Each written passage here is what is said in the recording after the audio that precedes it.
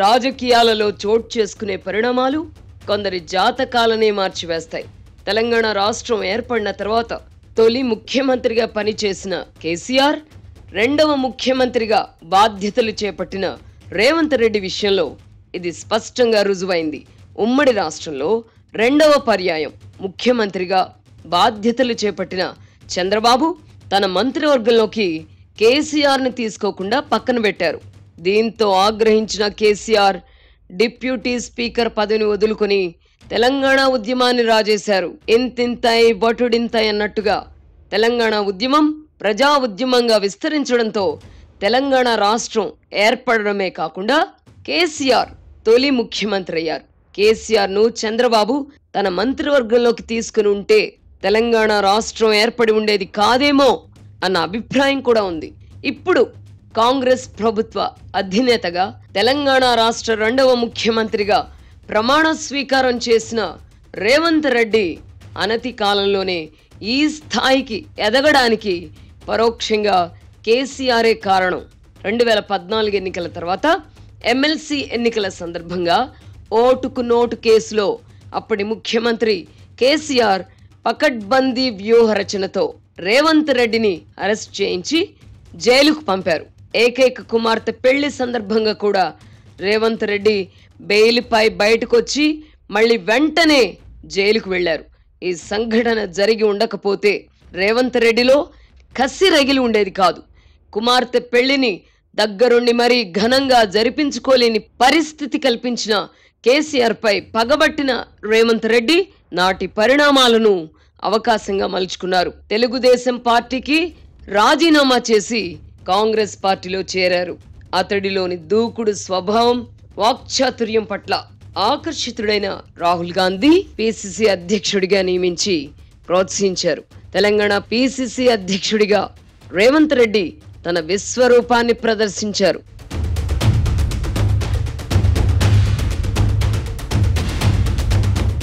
కేసీఆర్ ఎత్తుగడలతో కునారిల్లుతున్న కాంగ్రెస్ పార్టీకి జవసత్వాలు కల్పించారు. ఈ నేపథ్యంలో ఇటు భారత రాష్ట్ర సమితి, అటు భారతీయ జనతా పార్టీ చేసిన వ్యూహాత్మక తప్పిదాలతో కేసీఆర్ కు ప్రత్యామ్నాయంగా ప్రజలు కాంగ్రెస్ పార్టీని గుర్తించి ఆదరించారు. రేవంత్ రెడ్డి నాయకత్వానికి ప్రజలు జై కొట్టారు.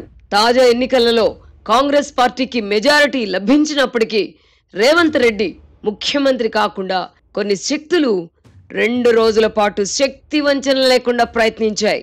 సొంత నియోజకవర్గం దాటి పక్క నియోజకవర్గంలో కూడా పార్టీ అభ్యర్థుల గెలుపునకు ప్రయత్నించలేకపోయిన కొంతమంది నాయకులను ముఖ్యమంత్రి పదవికి పోటీదారులుగా ప్రచారం చేశారు.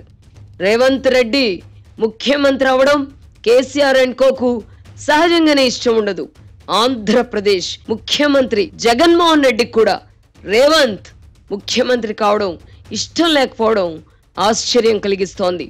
జగన్ మనసులో ఏముందో గుర్తించిన కూలీ మీడియా వెంటనే రంగంలోకి దిగి ముఖ్యమంత్రి అభ్యర్థి ఎంపికలో పీఠం ముడిపడిందని ప్రచారం చేయడం మొదలెట్టింది. వాస్తవానికి ఫలితాలు రాకముందే కాంగ్రెస్ అధికారంలో కంటూ వస్తే రేవంత్ రెడ్డిని ముఖ్యమంత్రిని చేయాలని రాహుల్ గాంధీ నిర్ణయించుకున్నారు. ఈ విషయం తెలుసో లేదో తెలియదు గాని కొంతమంది కాంగ్రెస్ ఎమ్మెల్యేలు దింపుడు కళ్ళెమాస్తో ఢిల్లీ వెళ్లారు. కూలీ మీడియా తన వంతు పాత్ర పోషించింది.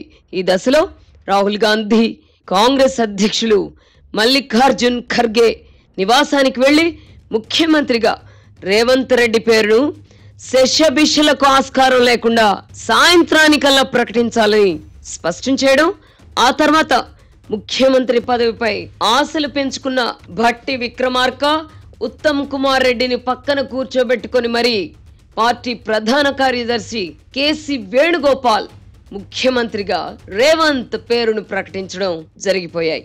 మొత్తానికి తాను లక్ష్యంగా పెట్టుకున్న ముఖ్యమంత్రి పదవిని రేవంత్ అందుకున్నారు.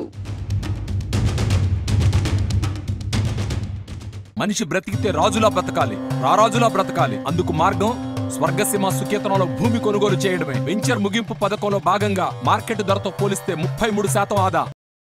తెలంగాణ రాజకీయాలలో ఇంత వేగంగా ఎదిగిన నాయకుడు మరొకరు లేరంటే అతిశయోక్తి లేదు.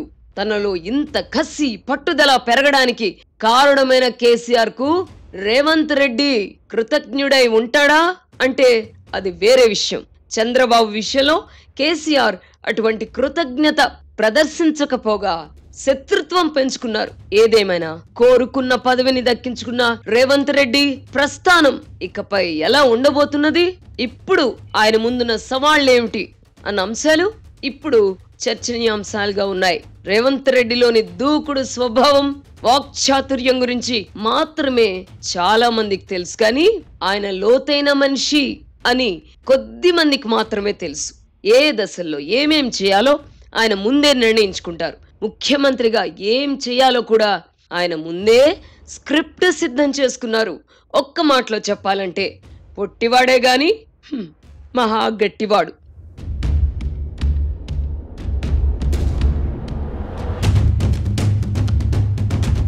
అయితే కాంగ్రెస్ పార్టీకి బొటాబొటి మెజారిటీ మాత్రమే లభించినందున ఎమ్మెల్యేలందరినీ సమన్వయం చేసుకుంటూ వెళ్లడం ప్రస్తుతం అతని ముందున్న అతి పెద్ద సవాల్.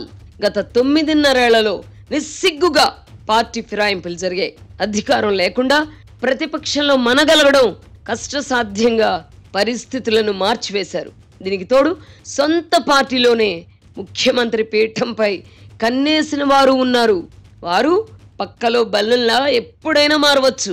కడియం శ్రీహరి చెప్తున్నట్టుగా బీజేపీ మజ్లిస్ పార్టీ సభ్యులను కూడా కలుపుకుంటే కేసీఆర్ బలగం 54 మంది ఉంటారు. సిపిఐ సభ్యుడిని కూడా కలుపుకుంటే కాంగ్రెస్ బలం 65 మాత్రమే. అంటే 6-7 చేతులు కలిపి పక్క చూపులు చూస్తే ప్రభుత్వం పతనం కావచ్చు. రాహుల్ గాంధీ అండదండలు ఎంతగా ఉన్నప్పటికీ శాసన సభ్యుల మద్దతు మాత్రమే ఇప్పుడు కీలకం. ఎన్నికలకు ముందు బీఆర్ఎస్ లో చేరిపోవడానికి సిద్ధపడిన వారు, కేసీఆర్ తో లోపాయికారి ఒప్పందం కుదుర్చుకున్న వారు కాంగ్రెస్ పార్టీ తరపున గెలిచారు. ఈ కారణంగా సుస్థిర ప్రభుత్వాన్ని అందించడం ప్రస్తుతం రేవంత్ రెడ్డికి కత్తి మీద సాము వంటిదే. సొంత పార్టీ వారి నుంచి ఎదురయ్యే సవాళ్లను ఎదుర్కోవడానికై బీఆర్ఎస్ నుంచి ఫిరాయింపులను ప్రోత్సహించడానికి ముఖ్యమంత్రి ప్రయత్నిస్తారా అన్న ప్రశ్న ఉత్పన్నమవుతోంది. ప్రభుత్వాన్ని పడగొట్టడానికై కేసీఆర్ ప్రయత్నించకుండా ఉండరు. ఈ విషయం రేవంత్ రెడ్డికి కూడా తెలుసు. ఈ కారణంగా బీఆర్ఎస్ తరపున కొంతమంది ఎమ్మెల్యేలను కాంగ్రెస్ లో చేర్చుకోవడానికై ముఖ్యమంత్రి ప్రయత్నించే అవకాశం లేకపోలేదు. అదే జరిగితే రేవంత్ రెడ్డిని తప్పుపట్టే నైతికతను కేసీఆర్ ఏనాడో కోల్పోయారు. మరోవైపు బీఆర్ఎస్ ను కబళించడం ద్వారా వచ్చే ఎన్నికల నాటికి బలమైన ప్రతిపక్షంగా అవతరించడానికై బీజేపీ ప్రయత్నిస్తుంది. ఒక రకంగా చెప్పాలంటే ప్రభుత్వాన్ని కాపాడుకోవడంలో రేవంత్ రెడ్డికి ఎన్ని ఇబ్బందులున్నాయో తన పార్టీని కాపాడుకోవడంలో కేసీఆర్ కూడా అన్ని ఇబ్బందులున్నాయి. తెలంగాణ రాజకీయ ముఖ చిత్రంలో స్పష్టత ఏర్పడాలంటే లోక్సభ ఎన్నికల వరకు వేచి ఉండాలి. మరో 3-4 నెలల్లో జరగనున్న లోక్సభ ఎన్నికల్లో ప్రజల తీర్పు ఎలా ఉండబోతోంది అన్న దాన్ని బట్టి ఆయా పార్టీల భవిష్యత్ ఆధారపడి ఉంటుంది.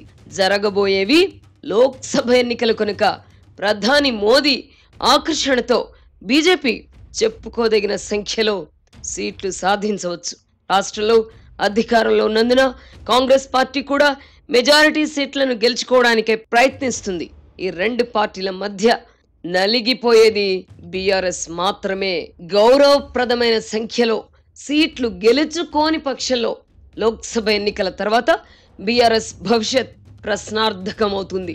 మొత్తం 17 స్థానాలలో కనీసం 6-7 స్థానాలనైనా గెలుచుకోని పక్షంలో పార్టీని కాపాడుకోవడం కేసీఆర్ కు కష్టమవుతుంది. ఈ ఎన్నికల్లో గెలిచిన 39 మందిలో కొందరు లోక్సభ ఎన్నికల తర్వాత ఫిరాయింపులకు పాల్పడే అవకాశం లేకపోలేదు. ముఖ్యమంత్రి రేవంత్ రెడ్డి కూడా లోక్సభ ఎన్నికలు విషమ పరీక్షే.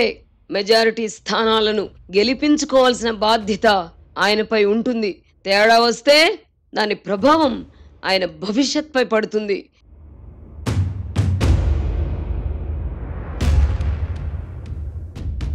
జాతీయ స్థాయిలో కాంగ్రెస్ పార్టీ పరిస్థితి ఆశాజనకంగా లేకపోవడం రేవంత్ రెడ్డికి ఇబ్బందికర పరిణామమే. ఆ పార్టీలో అధిష్టానం మాటే శిరోధార్యంగా ఒకప్పుడు ఉండేది. ఇప్పుడు అనేక రాష్ట్రాల్లో పార్టీ అధిష్టానాన్ని ధిక్కరిస్తున్న వాళ్ళని చూస్తున్నాం. శాసనసభ ఎన్నికల్లో తమ తీర్పు ద్వారా కేసీఆర్ను ప్రతిపక్షంలోకి, రేవంత్ రెడ్డిని అధికారంలోకి పంపడం ద్వారా తెలంగాణ ప్రజలు తమ అభిప్రాయాలను స్పష్టంగానే చెప్పారు. లోక్సభ ఎన్నికల్లో కూడా ఇదే విధమైన తీర్పు ఇస్తారో లేదో తెలియదు.